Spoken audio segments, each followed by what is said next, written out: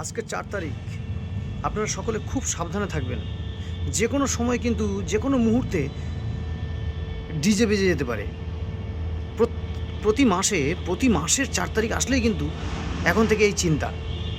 তাই বলছি সকলে খুব খুব সাবধানে থাকবেন। সকল বঙ্গবাসী খুব সাবধানে থাকবেন। যে কোনো সময় ডিজে বেজে উঠতে পারে। আগে ছিল শুধু রাজনৈতিক প্রতিহিংসা, লাভ লোকসান, হিংসি এগুলোর একটা বহিঃপ্রকাশ। তার দ্বারা ডিজে বাজানোর চেষ্টা চলতো বা উনি চেয়েছিলেন।